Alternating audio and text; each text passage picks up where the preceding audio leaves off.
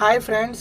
तो अब हम माइनर एंड कोफैक्टर के बारे में पढ़ते हैं। माइनर और कोफैक्टर क्या होता है। अभी हमने डिटर्मिनेंट का वैल्यू कैसे फाइंड आउट करते हैं उसके बारे में पढ़ा है।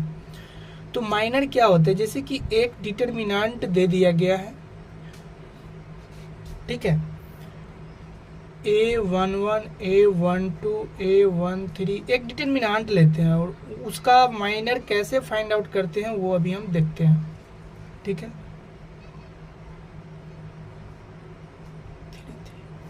This one A11 A12 this one is a determinant, okay. अब हम इस भी फाइंड आउट करेंगे माइनर क्या होता है। माइनर क्या होता है, देखो ये रो होता है और ये कॉलम होता है। रो और कॉलम अगर मान लो कि A11 का माइनर लिखते हैं, माइनर देखो इसको हम डिनोट करते हैं, डिनोटेड बाय MIJ मान लो, ठीक है, it is denoted by MIJ। तो इसमें जो हम डिनोट करते हैं MIJ, तो माइनर अगर मान लो कि M11 अगर फाइंड आउट करते हैं, इसका मत ये फाइंड आउट कर रहे हैं, इस ये वाला, तो M11 फाइंड आउट करेंगे तो कॉरस्पॉन्डिंग जो रो और कॉलम होता है उसको डिलीट कर देंगे। वही बोला है कि डिलीट कर देंगे ith rows and ijth column of determinant. तो ये और ये अगर हम मान लो डिलीट कर देंगे तो यहाँ पे बचेगा A22 A23 and A32 A33। ये इसका माइनर हो गया। ये 3/3 ऑर्डर का ये 3/3 ऑर्डर का डिटर्मिनेंट है, ओके। तो ये माइनर हो गया। इसी तरीका से अगर माइनर 1 2 अगर फाइंड आउट करेंगे तो 1 2 फाइंड आउट करेंगे तो क्या होगा, माइनर ऑफ 1 2 क्या लिखेंगे, इसको डिलीट कर देंगे तो 121 A23 एंड A31 A33। इसी तरीका से माइनर ऑफ 1 3 अगर फाइंड आउट करेंगे तो ये हो जाएगा A21, देखो इसको और इसको, this one and this one will be deleted. इसको क्या कर दिया जाएगा, डिलीट कर देंगे और ये तो हो जाएगा A22 A31 A33। जिस एलिमेंट का माइनर हम निकाल रहे हैं उसके कोरस्पॉन्डिंग रो और कॉलम को डिलीट कर देंगे, रिमूव कर देंगे, और बाकी जो एलिमेंट बचेगा उसका क्या कर देंगे, डिटर्मिनेंट फाइंड आउट कर देंगे। उसका क्या करेंगे, डिटर्मिनेंट। तो ये हो गया, क्या हो गया, M11, ठीक है। इसी तरीका से और फाइंड आउट कर लेंगे, समझ में आ गया। अगर मान लो माइनर ऑफ A33 अगर दे दिया मान लो, या फिर माइनर ऑफ 32 मान लो, माइनर ऑफ 32, इस एलिमेंट का हमको माइनर निकालना है। तो इसको और this one deleted and this one remain same, means इसमें क्या करेंगे, A11 A13 कर देंगे, फिर इसको डिलीट कर दिया तो ये हो जाएगा A21 A23। समझ में आ गया। फिर अगर माइनर अगर पूछा जाएगा कि एलिमेंट A33 का माइनर क्या होगा, A33 का माइनर क्या होगा, तो A33 का माइनर को डिनोट करते हैं M से, IJ।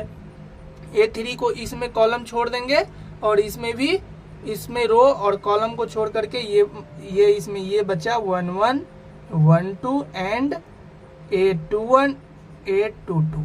समझ में आ गया।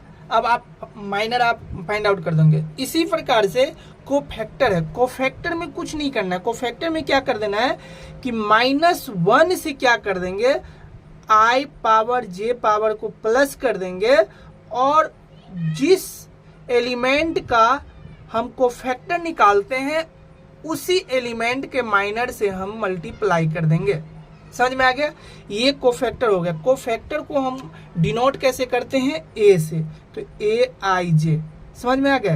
ये कोफैक्टर हो गया। कोफैक्टर को क्या करना है कि -1 to the power I plus J into minor of that element, means जिस एलिमेंट का हम माइनर फाइंड आउट किए हैं उससे क्या कर देंगे, मल्टीप्लाई कर देंगे अगर कोफैक्टर निकालना है तो। जैसे कि मान लो कि अगर यहाँ पर निकालना है कोफैक्टर ऑफ 1 1, ठीक है, तो -1 के पावर 1 प्लस 1, ठीक है, और M11 होगा, क्या होगा, M11।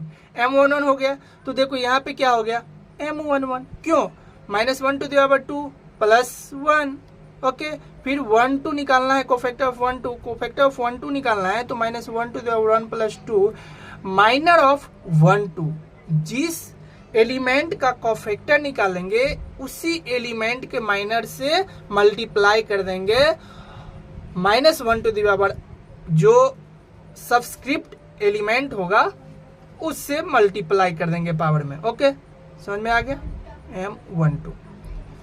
इसी तरीका से अगर मान लो कोफैक्टर ऑफ A33 अगर फाइंड आउट करना, -1 to the power 3 plus 3, and ये हो जाएगा M33।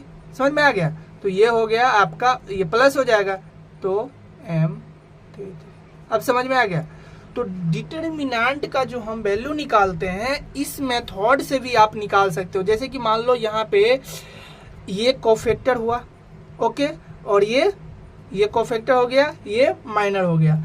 अगर हम कोफैक्टर से और उसी एलिमेंट से अगर मल्टीप्लाई कर देंगे तो ये मेरा क्या निकल के आ जाएगा, डिटरमिनेंट। क्यों, देखो अगर मान लो इस कॉलम के इस रो के अकॉर्डिंग, मान लो इस रो के थ्रू हम क्या फाइंड आउट करते हैं, कोफैक्टर, और उसी कोरिस्पॉन्डिंग एलिमेंट से हम मल्टीप्लाई कर देंगे तो डिटरमिनेंट नहीं निकल जाएगा। क्यों, क्योंकि देखो A11 जब हम फाइंड आउट करेंगे इस मैट्रिक्स का अगर डिटरमिनेंट फाइंड आउट करते हैं तो क्या लिखेंगे, A11। अगर इसका हम डिटरमिनेंट निकालते हैं तो A11 होगा, और इसको छोड़ करके क्या होगा, A22, A23, A32 and A33। समझ में आ गया। कैसे फाइंड आउट करते हैं, रो और कॉलम को छोड़ देते हैं जिस एलिमेंट के थ्रू निकालते हैं, ओके, और बाकी को लिख देते हैं। फिर यहाँ पे क्या होता है, देखो 3 ऑर्डर का मैंने बताया था, प्लस माइनस प्लस, अगर फर्स्ट हो, फिर प्लस फिर माइनस प्लस माइनस, फिर प्लस माइनस प्लस, ऐसे करके बताया था कैसे होता है। तो -1 to the power i plus j करके, अगर इवन हो गया तो वो प्लस हो जाएगा, प्लस में मल्टीप्लाई करेंगे, अगर ओड आ गया तो माइनस में मल्टीप्लाई कर देंगे। इसी तरीका से हम बताया था आपको पिछले लेक्चर में। तो अब हो जाएगा -A12 और डिटरमिनेंट में ऐसे ही फाइंड आउट करते हैं उसको छोड़ करके। तो ये हो गया, कॉरस्पॉन्डिंग रो और कॉलम को छोड़ देंगे तो A21, A23 and A31, A33। समझ में आ गया, समझ में आ गया। फिर क्या करेंगे, A13 इसको हटा देंगे, फिर ये बचा क्या, A21, इसमें क्या करना है, मल्टीप्लाई है ना, यहाँ पे मल्टीप्लाई बराबर नहीं है, हम अभी डिटरमिनेंट का वैल्यू फाइंड आउट कर रहे हैं। तो A12 हो गया, ओके, और ये हो गया A22 and A31 and A32। समझ में आ गया। अब देखो A11 आ गया, और इसका जो वैल्यू है वो क्या होता है, कोफैक्टर ऑफ A11। देखो यहाँ से हो गया A11, ये यहाँ से भी फाइंड आउट करते, ये M11 हो गया, A11 हो गया। फिर यहाँ पे -A12 और इसका वैल्यू क्या होता है, इसका वैल्यू क्या होता है, यहाँ पे प्लस कर दो, देखो क्योंकि माइनस तो ऑलरेडी ले लिए हैं, तो प्लस हो गया A12।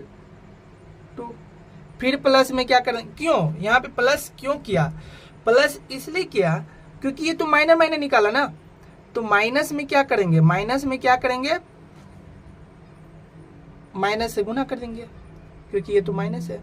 अब देखो यहाँ पे फिर A13 और इसका जो वैल्यू है A13। कहने का मतलब कि जिस रो को अगर हम फाइंड एक रो को और उसी कोरिस्पॉन्डिंग कोफैक्टर को निकाल करके मल्टीप्लाई करके प्लस करेंगे तो उसका जो वैल्यू होगा वो डिटरमिनेंट के बराबर हो जाएगा। वो किसके बराबर हो जाएगा, डिटरमिनेंट। अगर मान लो कि डेल्टा से डिटरमिनेंट को डिनोट करते हैं, अगर मान लो डिटरमिनेंट को डेल्टा से, तो ये डेल्टा हो गया। समझ में आ गया। डिटरमिनेंट को अगर मान लो डेल्टा मान लेते हैं तो इसका वैल्यू, अगर इसमें अगर ये पॉइंट हो गया, ये बहुत ही इंपॉर्टेंट पॉइंट हो गया कि डेल्टा बराबर A11 A12 दिख नहीं रहा है, अब दिख रहा है, चलो कोई दिक्कत नहीं है, A12 फिर प्लस में A12 A12 प्लस, अभी हम इसका पॉइंट आपको नोट करवा दे रहा हूँ, तो A33 ये हो गया। अगर इसमें कोरस्पॉन्डिंग जैसे कि मान लो नहीं रहेगा, ऐसे अगर A11 रहेगा, अगर मान लो A11 आ गया यहाँ पे, ठीक है, अगर यहाँ पे क्या आ जाएगा A11 आ गया, यहाँ पे क्या आ जाएगा, अगर A11 इंटू A13 कुछ भी आ जाएगा, अगर उसके थ्रू दूसरा एलिमेंट दूसरा को फैक्टर आएगा उस एलिमेंट से नहीं आएगा, तो यहाँ पे हो जाएगा A22, फिर कुछ भी अगर मान लो यहाँ पे 31, एक भी अगर नहीं आ गया ना, एक भी नहीं आया, तो हम उसका जो वैल्यू होगा वो 0 के बराबर आ जाएगा, उसके वैल्यू क्या आ जाएगा 0 के बराबर आ जाएगा। ये भी पॉइंट याद कर लो, क्या आ जाएगा 0 के बराबर। तो अब हम इसको कैसे वर्ड में लिखते हैं, वर्ड में कैसे इसको लिखते हैं वो अभी बताते हैं। तो सबसे पहले आप इसको कोफैक्टर और माइनर यहाँ तक आप समझ गए हो, तो आप इसका स्क्रीनशॉट ले लें कि कोफैक्टर और माइनर क्या होता है, आप इसका स्क्रीनशॉट ले लें और इसके बेसिस पे हम प्रॉब्लम को अभी बताते हैं, ठीक है। जैसे कि मान लो एक प्रॉब्लम लेते हैं, एक प्रॉब्लम ले लिया, मान लो कि डिटर्मिनेंट A इक्वल टू क्या दिया गया है 1 2 3 4 5 6 एंड 7 8 10, ये मैंने ले लिया, ठीक है। और इसका क्या करेंगे हम, डिटर्मिनेंट का वैल्यू फाइंड आउट करते हैं। तो डिटर्मिनेंट का वैल्यू हम फाइंड आउट करेंगे तो कैसे निकालेंगे, चलो यहाँ पे डिटर्मिनेंट का वैल्यू फाइंड आउट करो। तो ये फर्स्ट रो के अकॉर्डिंग फाइंड आउट करते हैं, फर्स्ट रो के थ्रू। तो ये हो जाएगा, क्या हो जाएगा, यहाँ पर क्या होगा, आप इसको कैसे फाइंड आउट करोगे, फर्स्ट रो के अकॉर्डिंग कैसे फाइंड आउट करोगे, जैसे माइनस ये 1 हो गया, तो -1 के पावर क्या हो जाएगा, अगर मान लो सेकेंड रो, ठीक है, यहाँ पे सेकेंड रो के थ्रू फाइंड आउट कर देता हूँ। -1 टू द पावर ये 2 1 हुआ ना, तो -1 2 + 1 इंटू 4, और ये इसको छोड़ करके, ठीक है, इसको छोड़ करके अब क्या बचा 10 इंटू 20 माइनस, मीन्स ये जो सेकेंड रो के थ्रू निकालना है, तो फर्स्ट एलिमेंट इसका निकालें, इसके थ्रू निकालना है, तो इसको छोड़ करके हो गया, यहाँ पे समझ में आ गया। फिर माइनस, फिर प्लस -1 टू द पावर क्या होगा, ये क्या होता है 2 + 2 इंटू, यहाँ पे क्या हो गया 5 इंटू, यहाँ पे क्या हो जाएगा, इसको छोड़ करके 10 माइनस 21, समझने में कोई दिक्कत नहीं। फिर यहाँ पे क्या आ जाएगा, यहाँ पे आ जाएगा +-1 टू द पावर, ये हो जाएगा 2 + 3 इंटू 6। अब इसको छोड़ करके इसको छोड़ करके अब हो जाएगा 8 माइनस 7 इंटू 2 14, ओके। अब इसको फाइंड आउट करो तो ये हो जाएगा -1, तो ये हो जाएगा -4 इंटू -4 लो एक स्टेप और लिख देते हो, -4 इंटू -4, ये हो जाएगा प्लस हो जाएगा यहाँ पे, तो ये हो जाएगा +5 इंटू ये हो जाएगा -11, यहाँ पे हो जाएगा, ये हो जाएगा देखो -6 हो जाएगा, प्लस -6 क्यों हो गया, ये माइनस हो गया, -6 इंटू माइनस ये क्या हो जाएगा -6, ये अब फाइंड आउट करो, ये कितना होगा 16 माइनस 55, ये हो जाएगा +36। अब इसको ऐड करो तो ये हो गया आपका 52 माइनस 53 इक्वल टू -3। देखो सेकेंड रो के थ्रू हमने फाइंड आउट किया, -3 आया, ठीक है। इससे पहले मैंने डिटर्मिनेंट का वैल्यू फाइंड आउट किया था, तो फर्स्ट रो के थ्रू निकाला था, उसका भी -3 आ गया। तो आप किसी भी किसी भी रो के थ्रू निकालो, किसी भी कॉलम के थ्रू निकालोगे तो डिटर्मिनेंट का वैल्यू सेम ही आने वाला है। ठीक है, हम इसको प्रूव करने वाले ये है कि अगर मान लो यहाँ पे कोफैक्टर क्या था, इस एलिमेंट के थ्रू निकाल रहे थे, है ना, तो इसका कोफैक्टर मीन्स इसमें हमने फाइंड आउट किया। मैं समझाना ये चाह रहा हूँ कि इसके थ्रू निकाला तो A21 इंटू क्या, ये डिटरमिनेंट, ये कोफैक्टर किससे मल्टीप्लाई किए थे, ये कोफैक्टर क्या होगा A12, तो कोफैक्टर A21, समझ में आ गया।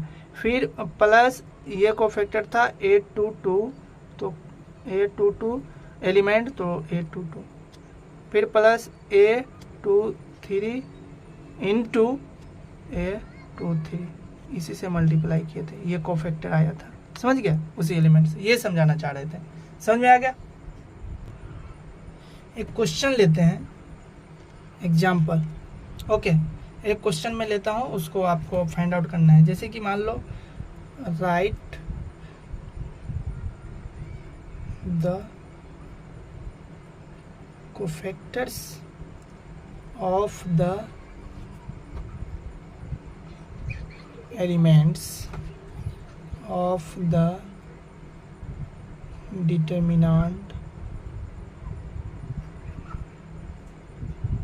D equal to, D equal to क्या दिया है 2 3 2 एंड 1 4 माइनस 1 5 6 8।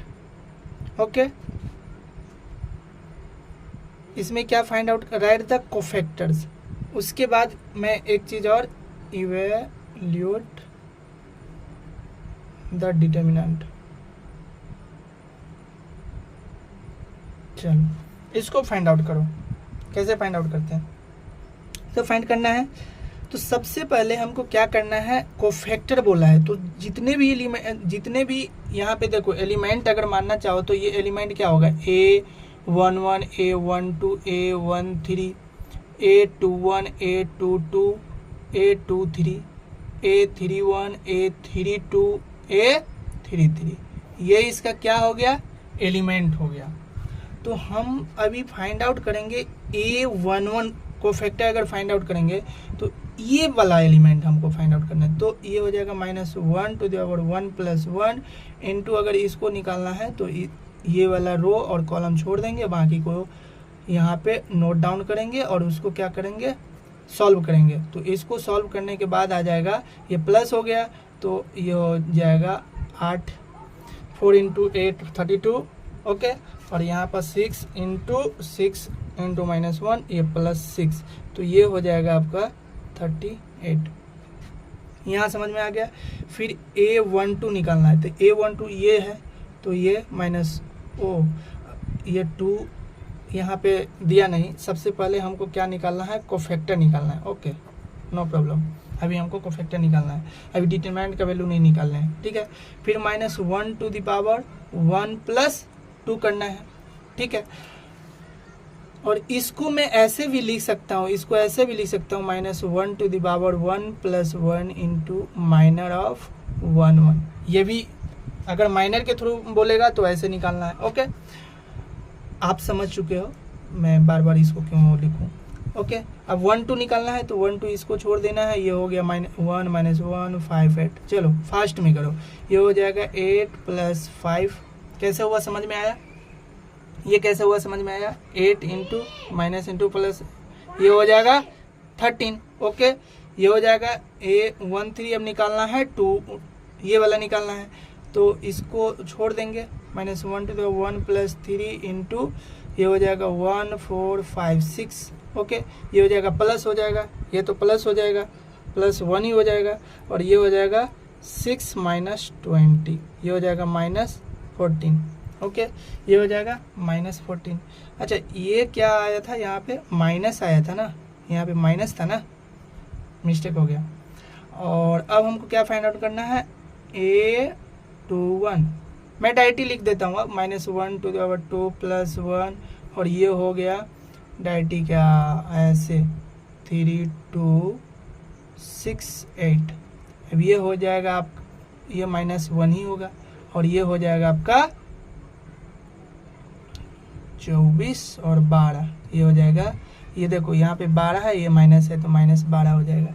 ओके, फिर इसी प्रकार से आप A22 ओ नो ए अभी हम कोफैक्टर निकाल रहे हैं, एलिमेंट नहीं कोफैक्टर निकाल रहे हैं, ठीक है। तो कोफैक्टर A22 तो -1 टू द पावर 2 + 2 इसको छोड़ देंगे तो 2258 होगा। फिर हो जाएगा ये +1 हो जाएगा, इनटू में हो जाएगा 16 - 10। मैं ये एक एक करके मैं बता रहा हूँ ताकि आपको कोई दिक्कत नहीं हो, ठीक है। आप इसको फास्ट भी कर सकते हो, ठीक है, लेकिन इसमें तो कोफैक्टर निकालने के लिए बोला है तो सभी एलिमेंट का कोफैक्टर निकालना ही पड़ेगा, कोई यहाँ पे गुंजाइश नहीं है। यहाँ पे 2 3 निकालना है तो 2 3 -1 टू द पावर और 2 + 3 इसको छोड़ देना है तो हो जाएगा 2 3 एंड यहाँ पे हो जाएगा 5 6। ओके, देन ये हो जाएगा -1 हो गया और ये हो जाएगा 12 - 15। तो देखो ये हो गया माइनस और यहाँ पे -3 तो ये हो जाएगा +3। ओके, एंड A31 अब निकालना है इसको तो इसको छोड़ देना है, ठीक है। -1 टू द पावर 3 + 1 और इसको छोड़ देना है, देन 3 2 4 -1, ठीक है, ये 1 है। ओके, फिर देखो ये -1 ये +1 हो जाएगा क्योंकि ये इवन नंबर पावर में हो तो वो प्लस हो जाता है। चलो ये हो जाएगा -3, ये हो जाएगा -6, ये हो जाएगा -9 हो गया। कितना हो गया? -9, सॉरी ये 8 हो गया तो ये हो जाएगा -11। नो, कैलकुलेशन सही होना चाहिए। 3 2 अब निकालना है, अब 3 2 निकालना है तो दिख रहा है। ओके, 3 2 निकालना है, -1 टू द पावर 3 + 2। फिर इसको 3 ये निकालना है तो इसको छोड़ देंगे, हो बच जाएगा 2 2 1 -1 हो गया, ये हो जाएगा -1 हो गया, ये हो जाएगा आपका -2, ये -2, ये देखो ये -4 इंटू -1 ये हो जाएगा 4। ओके, ये 3 3 क्या हो जाएगा? ये 3 3 हो जाएगा -1 टू द पावर 3 + 1 एंड इसको क्या करना है, ये इसको छोड़ना है तो 2 3 एंड 1 4। ओके, ये हो जाएगा +1 हो गया। यहाँ पे क्या करना है 4 × 2 ये 8 हो जाएगा, -3 = ये 5 हो गया। अब हमने कोफैक्टर सभी एलिमेंट का फाइंड कर चुका हूँ। देखो यहाँ पे अभी मैं सबका कोफैक्टर फाइंड कर लिया, सभी एलिमेंट का। अब हमको क्या करना है, डिटरमिनेंट का वैल्यू निकालना है। तो डिटरमिनेंट का वैल्यू जो आप फाइंड आउट करेंगे किसी भी रो और किसी भी कॉलम के थ्रू फाइंड आउट करेंगे तो सेम आएगा। चलो हम फर्स्ट रो के थ्रू हम निकालते हैं। फर्स्ट रो तो देखो first 11 A11 + A12 A12 + A13 ये मैं फर्स्ट रो के थ्रू निकालना हूँ। किसके थ्रू निकालना हूँ? फर्स्ट रो के थ्रू। इसका भी वैल्यू सेम आएगा। पहले इसको मैं करके दिखाता हूँ। A11 2 आ गया, 2 × 38 प्लस A12 कितना है? देखो A12 क्या है? 3 × A12 क्या आ गया? -13 प्लस A13 क्या है? 2 × A13 क्या है? -14। अब ये क्या हो जाएगा? देखो इसको गुना करो तो 2 × 38 76 हो गया, ये हो गया -39 हो गया, ये हो जाएगा ये 28 हो गया। इसी प्रकार से अगर मान लो इसी प्रकार से इसके थ्रू निकालते हैं। A21 plus A22 plus A23 इसके थ्रू हम निकालेंगे तो क्या होगा? इसके थ्रू भी निकालेंगे तो देखो ये यहाँ 1 है इंटू A21 क्या आ गया यहाँ पे? ये हो गया -12 प्लस A22 यहाँ पे क्या है? 4 है इंटू A22 क्या है? Capital A22 6। Okay, plus A23 यहाँ पे क्या है? -1 है इंटू A23 यहाँ पे क्या निकाल के आ गया? 3। अब इसको मल्टीप्लाई करो, ये हो जाएगा -12, ये हो जाएगा 24 -3। ओ, इसको मैंने कैलकुलेट करना छोड़ दिया हो। चलो इसको कैलकुलेट कर दो।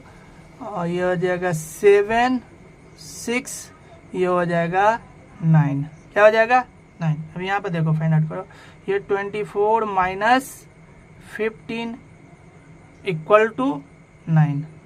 देखो यहाँ भी 9 आ गया, यहाँ भी 9 आ गया। फिर अगर ऐसे करते एक कॉलम के थ्रू लेते, जैसे इसके थ्रू लेते, एक कॉलम के थ्रू लेते हैं, ठीक है, एक कॉलम के थ्रू लेते हैं, देखते हैं कॉलम के थ्रू आ रहा है कि नहीं आ रहा है। तो मान लो A11 into A11 plus A21 plus A31 इसके थ्रू मैं फाइंड आउट करता हूँ। तो इसके थ्रू दो कि A11 क्या है 2 इंटू 38 प्लस A21 क्या है A21 1 इंटू A22 21, ये आ गया -12 प्लस A31 ये हो गया 5 इंटू A31 आ गया -11। अब इसको फाइंड आउट करो, ये हो गया 76, और नहीं दिख रहा है, ये हो गया 76 -12, ये हो गया -55, ये हो गया 76 माइनस ये हो गया 67 इक्वल टू ये भी 9 आ गया। समझ में आ गया? कहने का मतलब कोरस्पॉन्डिंग रो और कोरस्पॉन्डिंग कॉलम के थ्रू जब हम डिटरमिनेंट का वैल्यू फाइंड आउट करेंगे तो वो क्या होगा, सेम होगा। चलो ठीक है, यहाँ तक आपको समझने में कहीं दिक्कत नहीं होगा। ठीक है, देखो यहाँ पे आपको डिटरमिनेंट का वैल्यू आपने फाइंड आउट कर लिया, ठीक है, कोफैक्टर भी फाइंड आउट कर लिया। ओके, अब हम एक प्रॉब्लम और लेते हैं। चलो दूसरा प्रॉब्लम है find the value of the determinant. ये दिया गया है by expanding along the second row. Second row के ये सेकेंड रो के अलोंग हमको क्या करना है, फाइंड आउट करना है। ओके, तो हम सबसे पहले यहाँ पे देखेंगे कि ये डिटरमिनेंट दे दिया गया है। डिटरमिनेंट क्या दिया है 1 2 7 5 0 2 3 -4 6। ओके, अब इसका फाइंड आउट करना है वैल्यू। तो सेकेंड रो को देखो, अभी मैंने बताया एक रूल बताया कि ये है ऐसे करके मैंने बताया, ये प्लस माइनस प्लस, फिर होता है माइनस प्लस माइनस, और होता है प्लस माइनस प्लस। अगर ये थर्ड ऑर्डर का होता है, अगर ये सेकेंड ऑर्डर का होता है तो plus minus minus plus. Okay, फिर अगर फोर्थ ऑर्डर का होता है plus minus plus minus plus minus plus minus,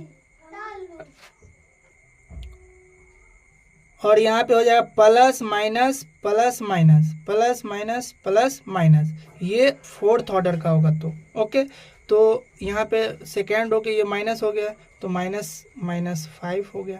okay, इसके अलोंग ये वाला को छोड़ देना है, इस वाला को छोड़ देना है, तो बचा क्या 2 7 और -4 6 बचा। इसी तरीक़े से ये प्लस हो गया, प्लस 0 हो गया, तो यहाँ पे 0 से मल्टीप्लाई करेंगे तो 0 ही होगा। लेकिन यहाँ पे परीक्षा में अगर पूछा जाए तो ये पूरा स्टेप बाय स्टेप कैलकुलेट करो। 2 यहाँ पे, फिर यहाँ पे हो गया माइनस, है ना, माइनस है तो -2 इसको छोड़ दो, 5 0 3 -4। ओके, ये हो जाएगा -5 इंटू ये हो गया, इससे मल्टीप्लाई करो, देखो ये फिर प्लस माइनस हो जाता है, तो इसलिए 12 माइनस और प्लस 7 28, ये हो गया 0। ओके, यहाँ पर हो गया फिर -2 इंटू ये देखो ये प्लस माइनस होता है तो इससे प्लस तो -20, और ये हो गया 0। ओके, तो यहाँ पे हो जाएगा आपका -5 इंटू ये हो जाएगा 40। ठीक है, और ये हो जाएगा, ये देखो 2 माइनस में गुना है ना यहाँ पे, तो नहीं अगर समझ में आ रहा है तो देखो -2 इंटू -20 समझ में आ गया। चलो इसको कैलकुलेट करोगे तो क्या हो जाएगा, इसको कैलकुलेट आप करोगे तो क्या हो जाएगा, यहाँ पे कैलकुलेट करो, -120 होगा यार, -120 हो गया। ओके, और ये हो जाएगा +40, ये क्या हो जाएगा +40, समझ में आ गया, +40। ओ सॉरी, ये सही है, 200 होगा बाय मिस्टेक, -200 प्लस ये हो जाएगा। अब क्या हो जाएगा,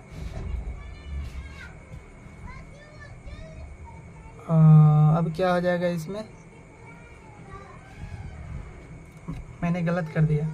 क्या गलत कर दिया? 5 चौके तो 20 ही होता है। ओके, यहाँ पे मैंने मिस्टेक तो किया नहीं। 2, ओह माय गॉड, इसको छोड़ना था। 1 2 3 -4, 1 2 3 -4 लेना था, है ना। 1 2 3 -4, 1 2 सॉरी 1 2 3 -4, ठीक है। यहाँ पे मैंने मिस्टेक कर दिया, तो ये हो जाएगा -4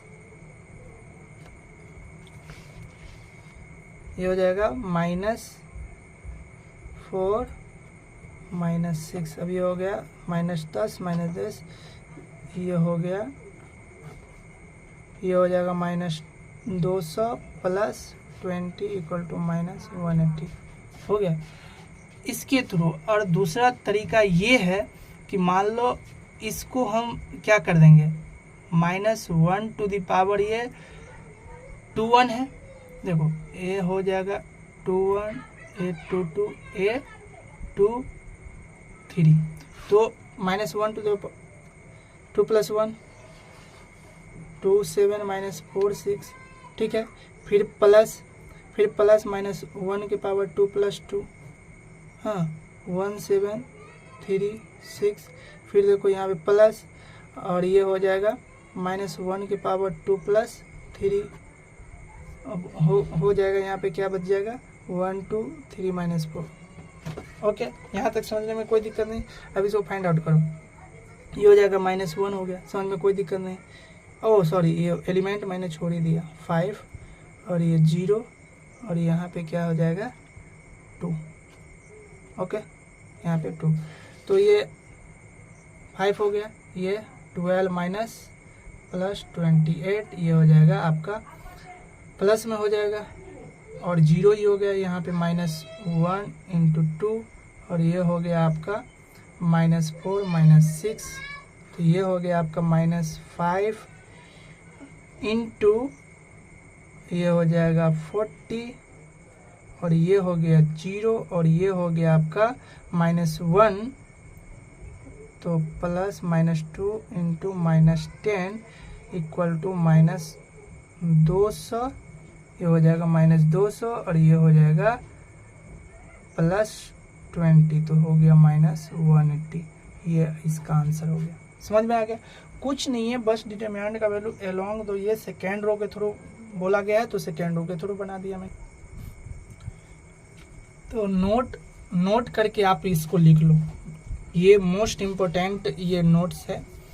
तो एक अगर डिटरमिनेंट दिया गया है, तो उसमें जो कोफैक्टर होगा और उस एलिमेंट को जो मल्टीप्लाई करेंगे कोरस्पॉन्डिंग एलिमेंट और रो को, तो वो उसका जो वैल्यू होगा वो डिटरमिनेंट के इक्वल होगा। वही मैंने यहाँ पे लिखा है, in a determinant the sum of the product, क्या बोला है, सम ऑफ द प्रोडक्ट का sum of elements of any row of column with corresponding. कहने का मतलब ये है कि एक A11 एलिमेंट दिया है, फिर कोफैक्टर उसी कोरस्पॉन्डिंग कोफैक्टर के साथ अगर किसी रो और कॉलम के एलिमेंट का ये प्रोडक्ट का क्या कर देंगे, फिर सम कर देंगे। मान लो 2/2 ऑर्डर है, मान लो 3/3, तो ये 1 2 1 1 1 2 + 1 3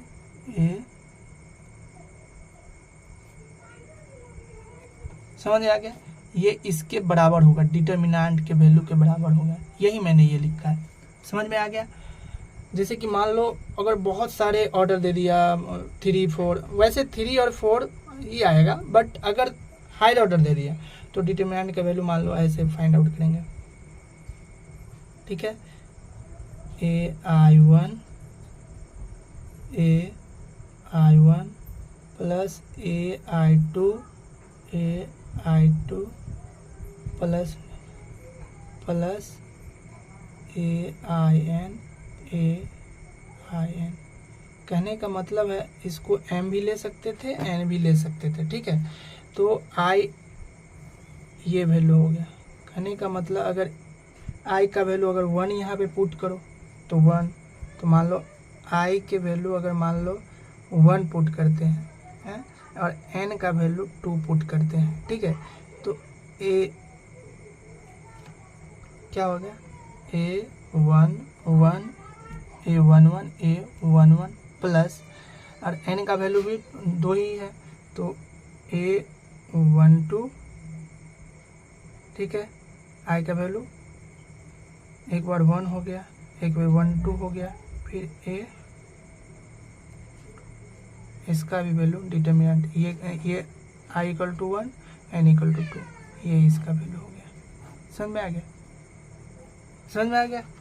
चलो ठीक है, तो यहाँ तक समझने में आपको कोई दिक्कत नहीं है। अगर इसी के विपरीत में अगर दूसरा हो, अगर मान लो अगर दूसरा अगर क्वेश्चन कर दिया जाए कि मान लो कि अगर ऐसा नहीं हो, जैसे इसी का अगर दूसरा अगर नोट लिखे, मान लो सम 0 का होगा तो सम ऑफ द एनी, कोई भी अगर रो को कोई भी कॉलम से को फैक्टर से मल्टीप्लाई कर देंगे तो उसका वैल्यू 0 होगा। तो वही हम लिख देते हैं यहाँ पर sum of the products of the element of any row और कॉलम, एनी रो और कॉलम विद, यहाँ पे क्या लिखते हैं, with the cofactors the corresponding with the cofactors of the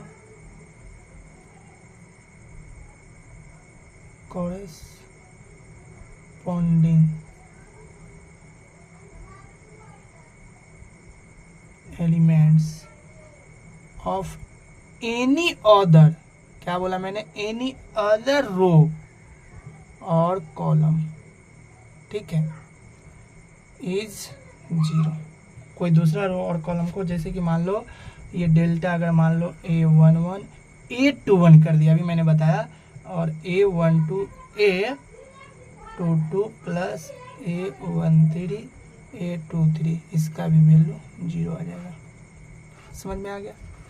चलो, और ये जो है आपका फिर तीसरा में है, देखो अगर ट्रायंगल का, अगर इसके थ्रू अगर ट्रायंगल कैसे निकालेंगे, इसका डिटरमिनेंट में ट्रायंगल भी दे देता है, ट्रायंगल का एरिया कैसे निकालते हैं, तो डिटरमिनेंट में जो ट्रायंगल का एरिया होता है 1/2 होता है x1 y1 1 x2 y2 and 1 x3 and y3 and 1। ये ट्रायंगल का अगर डिटरमिनेंट में वैल्यू अगर पूछने 3 पॉइंट अगर दे दिया, अगर डिटरमिनेंट के थ्रू अगर कहेगा इसका वैल्यू निकालने के लिए, दिख रहा है, अगर ये 3 पॉइंट देगा, मान लो कि ए दे दिया x1 y1, बी दे दिया x2 y2 एंड सी दे दिया गया आपको x3 y3, ठीक है, एक ट्रायंगल दे दिया, मान लो कि ए बी सी है, तो इसका मैट्रिक्स के और डिटरमिनेंट के अकॉर्डिंग अगर कहेगा बनाने के लिए, इसको फाइंड करने के लिए कि डिटरमिनेंट से कैसे इसका वैल्यू फाइंड आउट करेंगे, तो इसके अकॉर्डिंग आपको फाइंड आउट करना है। अगर मान लो एक स्ट्रेट लाइन है, तो स्ट्रेट लाइन का क्या होता है, स्ट्रेट लाइन का आपको पता है कि एक्स वाई 3 पॉइंट हो गए, तो एक मान लो स्ट्रेट लाइन है तो 2 पॉइंट होगा, x1 y1 फिर 1 x2 y2 एंड 1, तो इसकी स्ट्रेट लाइन का ये क्या हो जाएगा, इक्वेशन हो जाएगा, equation of straight line, equation of straight line, equation of straight line. तो ये डिटरमिनेंट का जो चैप्टर है, अभी फर्स्ट चैप्टर ये यहाँ तक आपको मैंने समझा दिया। अब आगे हम देखते हैं कि इसके प्रॉपर्टीज क्या क्या होते हैं, प्रॉपर्टी सबके बारे में पढ़ेंगे और उस प्रॉपर्टी के बेसिस पे प्रॉब्लम को कैसे सॉल्व करेंगे वो बताएंगे। तो इसके ये जितना हमने अभी तक थ्योरी बताया, तो उसके बेसिस पे आप प्रॉब्लम को सॉल्व करो, जो नहीं बनता है आप मुझसे कमेंट करो, मैं उसको बताऊंगा। Okay, thank you.